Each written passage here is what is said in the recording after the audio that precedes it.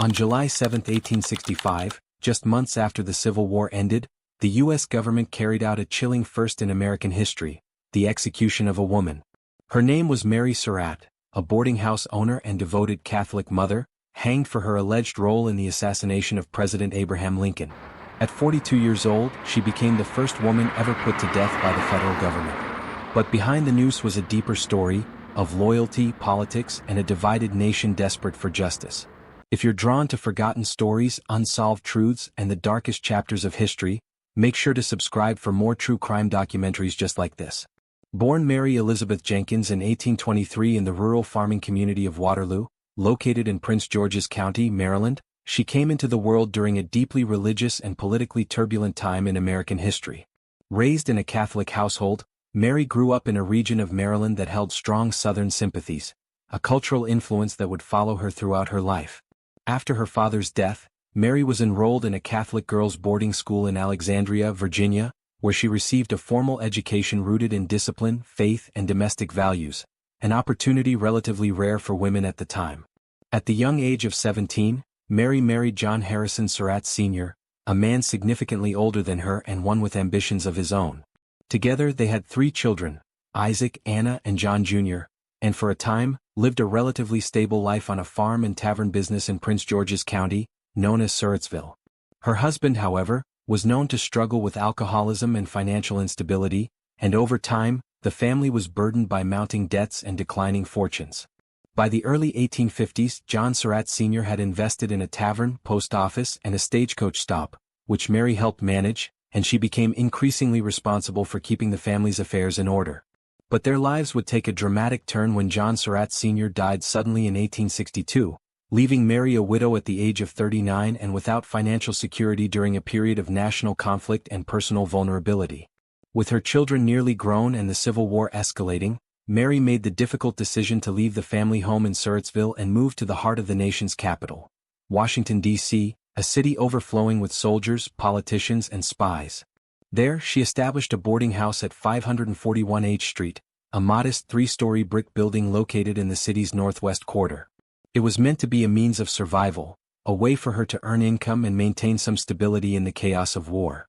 The boarding house quickly became a place frequented by Confederate sympathizers, acquaintances of her son John Jr., and eventually, the central backdrop to one of the most infamous conspiracies in American history.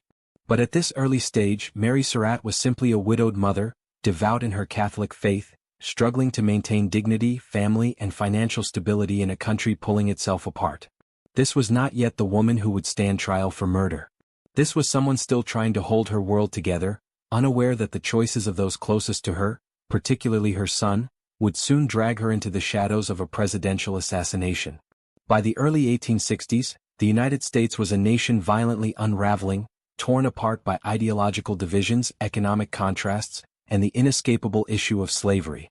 The Civil War, which officially began in April 1861, pitched the Union, the northern states loyal to the federal government, against the Confederacy, a breakaway coalition of southern states that had seceded from the Union in a desperate attempt to preserve their economic system and the institution of slavery. At the heart of this bloody conflict was President Abraham Lincoln, a rising political figure whose election in 1860 had enraged the South. Seen by many Southerners as a tyrant threatening their way of life, Lincoln quickly gained a long list of enemies, and the bitter war that followed would go on to claim over 600,000 lives, making it the deadliest conflict in American history. Nowhere were the national tensions more palpable than in the border states, like Maryland, which remained officially loyal to the Union but was culturally and socially aligned with the South. Maryland was a slaveholding state with deep Confederate sympathies, and it was also a strategic location, sitting just south of Pennsylvania and encircling the federal capital of Washington, D.C. It was in this volatile environment that Mary Surratt and her family lived, and their allegiances leaned unmistakably toward the Confederate cause. Though she herself was never known to take up arms or engage in overt rebellion, Mary's loyalty to the South was expressed in quiet yet significant ways, through hospitality, faith, and the company she kept. Her son, John Surratt Jr., however, took a far more active role in the Confederacy. A young man fiercely devoted to the Southern cause, John Jr. became a Confederate courier and spy, tasked with carrying messages and intelligence between operatives behind Union lines. Operating under the protection of false identities and hidden networks, He was part of a sophisticated Confederate intelligence effort that aimed to undermine the Union government from within its own borders. John Surratt Jr. had close connections with men like John Wilkes Booth, a well-known actor and outspoken Confederate sympathizer who, even before Lincoln's assassination, had already begun plotting against the president.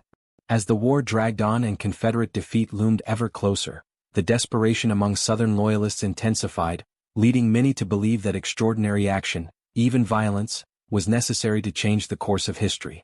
The Surratt boarding house in Washington, D.C., became one of the gathering points for these discussions, and while Mary insisted she was unaware of any murderous intentions, the presence of Confederate operatives in her home, along with her son's role in their network, cast a dark shadow over her intentions. By the time President Lincoln was re-elected in 1864 and the Union Army was closing in on victory, the fragile political and moral fabric of the country had already begun to fray. America was not just at war with itself on the battlefield, but in its homes, families, and identities. Mary Surratt, a Southern-leaning widow living just blocks from the White House, soon found herself entangled in a conspiracy that would not only change the course of her life but permanently mark her place in American history. By 1864, with the Civil War nearing its end and the Confederacy on the brink of collapse, the modest brick townhouse located at 541 H Street NW in Washington, D.C., began to serve a darker purpose than its outward appearance suggested. Owned and operated by Mary Surratt, the boarding house was, on the surface, a place of lodging for respectable tenants in the nation's capital, but in reality, it would soon become a covert meeting point for individuals plotting one of the most infamous crimes in American history.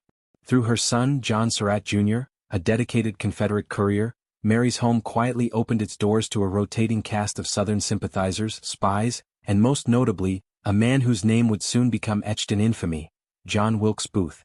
A well-known actor and fervent supporter of the Confederate cause, John Wilkes Booth was charismatic, wealthy, and consumed by rage over the South's imminent defeat. By late 1864, Booth was assembling a group of like-minded conspirators with a plan not to kill, but to kidnap President Abraham Lincoln.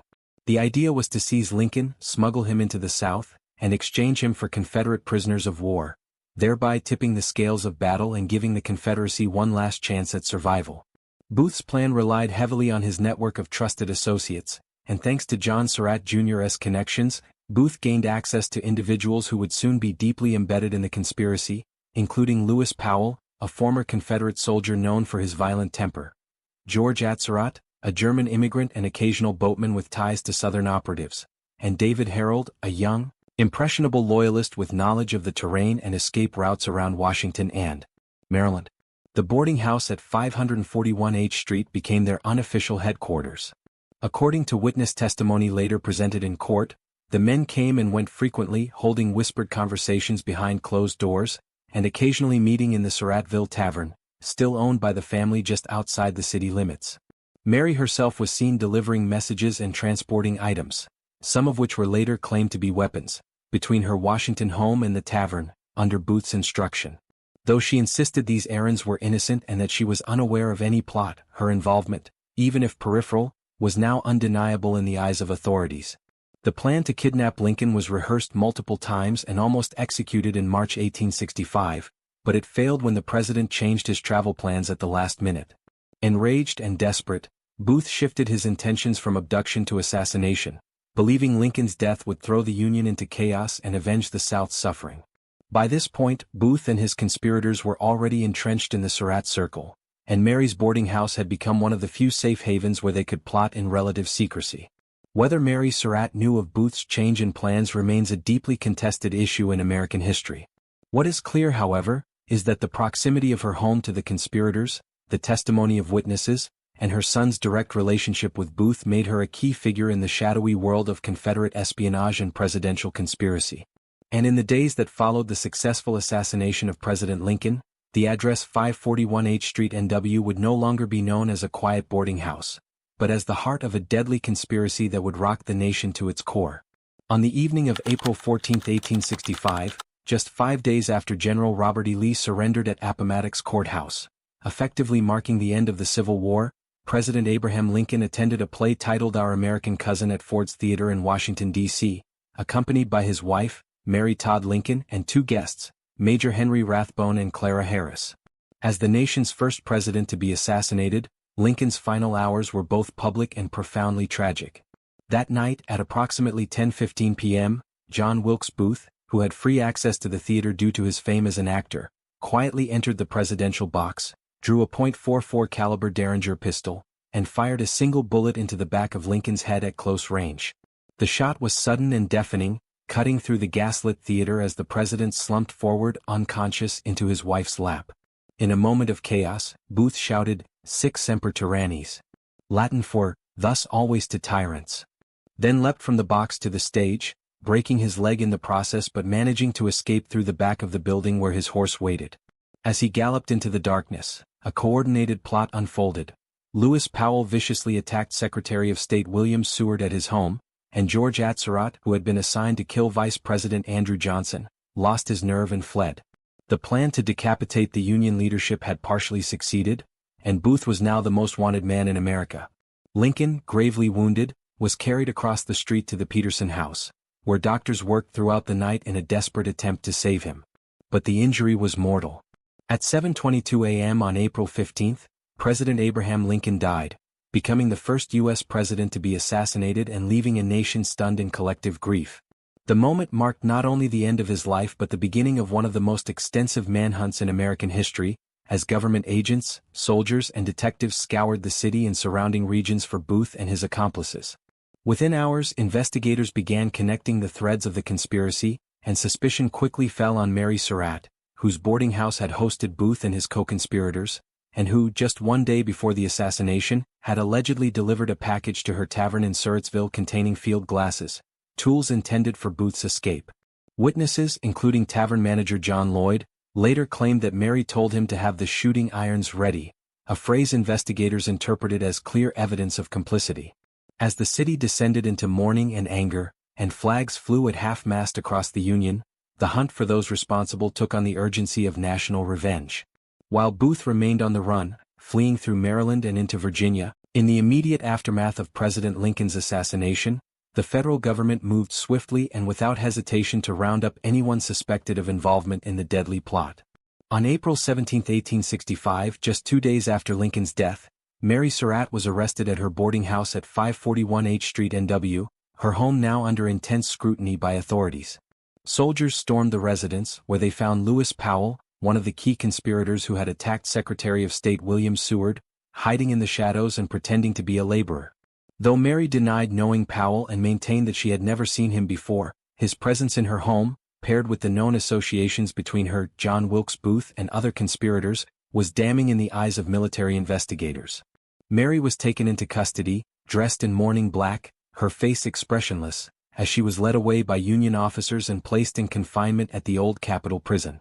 Meanwhile, her son, John Surratt Jr., who had introduced Booth to several members of the Confederate underground, fled the country, eventually escaping to Canada and later to Europe, evading arrest while his mother stood alone to face the wrath of a grieving nation. Without her son to answer for his involvement or defend her innocence, Mary's legal fate grew increasingly precarious. The most damaging evidence presented against her came from John M. Lloyd, the manager of her family-owned tavern in Surrattsville, Maryland. Lloyd testified under oath that on April 14, the very day of the assassination, Mary had visited the tavern and instructed him to have the shooting irons ready, referring, according to investigators, to the 2 Spencer carbines, ammunition, and supplies that Booth and Harold would retrieve that evening during their escape route. While Mary would later claim she had no knowledge of what Lloyd meant and denied the implication, his testimony became a critical turning point in the case. Rather than being tried in a civilian court, Mary Surratt and 7 other conspirators were brought before a military tribunal, a decision made by the government under the justification that Lincoln's murder was an act of war against the United States. The tribunal, convened by the War Department, was composed of 9 Union military officers, all men with no formal legal training, and whose biases were shaped by the emotional weight of wartime devastation and the assassination of their commander-in-chief. The proceedings were swift, intense, and deeply controversial. Unlike civilian trials, the rules of evidence were relaxed, hearsay was permitted, and the defense was limited in how it could cross-examine witnesses. There was no direct evidence that Mary had known in advance of the plan to assassinate Lincoln, and much of the prosecution's case hinged on her associations, the testimony of John Lloyd, and her perceived role as a sympathizer rather than a proven participant. Despite these uncertainties, the panel found her guilty, alongside Lewis Powell, George Surratt, and David Harold, and sentenced all four to death by hanging. The verdict was not unanimous in spirit. 5 of the 9 military judges signed a formal petition requesting clemency for Mary Surratt, arguing that her gender, age, and circumstantial role should exempt her from the gallows. But President Andrew Johnson, enraged by the assassination and eager to set a harsh example for traitors, refused to grant clemency, allegedly stating, "She kept the nest that hatched the egg." Mary's legal defense, led by attorney Frederick Aiken, would later argue that she was a victim of hysteria, vengeance, and a miscarriage of justice, convicted not by solid evidence, but by guilt through proximity and the weight of national trauma. Yet the court's decision stood, and the date for her execution was set. As she sat in her cell awaiting death, Mary Surratt maintained her innocence and became the first woman in American history sentenced to die by order of the federal government, her fate sealed not only by the law, but by the scars of a war that had torn the country apart. On the sweltering summer morning of July 7, 1865, less than 3 months after President Lincoln's assassination, Mary Surratt was led from her cell at the old Arsenal Penitentiary in Washington, D.C., to the prison courtyard where a crude wooden gallows had been constructed the day before. Alongside her walked Lewis Powell, the unrepentant assailant of Secretary Seward, George Surratt, the man who had failed to carry out his mission to kill Vice President Andrew Johnson, and David Harold, the young accomplice who had fled with John Wilkes Booth and surrendered after their dramatic standoff at Garrett's farm. All 4 had been condemned to death by hanging, and Mary Surratt's inclusion in this group marked a grim and unprecedented moment, the first time in U.S. history a woman would be executed by order of the federal government. At precisely 1:15 p.m., the 4 prisoners were marched out in shackles into the intense July heat, ascending the steps of the scaffold dressed in long dark garments. Mary, veiled in black, appeared pale and weakened, supported on each side by guards as she struggled to remain steady on her feet. A white bonnet covered her hair, and she clutched a small crucifix, whispering prayers as Catholic priests, including her spiritual advisor Father Jacob Walter, offered her final absolution. Around them, a crowd of military officials, journalists, and witnesses, but no civilian spectators, stood silently, surrounded by high wooden walls built to keep the execution hidden from the general public, though its impact would reverberate far beyond the prison walls. The execution was not only a legal proceeding, it was a national spectacle, soaked in political symbolism and emotional weight. Soldiers stood rigidly at attention. The heat shimmered off the scaffold's frame. A sense of eerie stillness fell over the yard as General Hartranft, the officer in charge, read the death warrants aloud. Mary reportedly looked toward the crowd with a mixture of fear and defiance, and as the nooses were placed around each neck, she uttered her final haunting words to the executioner, "Please don't let me fall." The black hoods were pulled down over their faces. At 1:26 p.m., with a single signal, the trapdoors were released, and the 4 bodies fell sharply. The gallows groaned as the ropes snapped taut, and the silence of that moment lingered like a funeral bell over a grieving capital. Mary Surratt died within minutes, her body swaying beside 3 men, her figure smaller but her fate no less heavy. Her death sparked immediate outrage, especially among religious groups, women's rights advocates, and portions of the press who believed that executing a woman, on circumstantial evidence and with so many uncertainties, was a brutal and irreversible miscarriage of justice. Many argued that Mary had been judged not only for her actions but for the crimes of her son, who remained at large and would not face trial for years. The government, however, maintained its resolve, presenting her death as both a warning to enemies of the Union and a conclusion to the darkest chapter in American political violence. Her body was buried in a simple pine coffin within the prison grounds, alongside the others, before eventually being reinterred at Mount Olivet Cemetery, where her grave still lies today.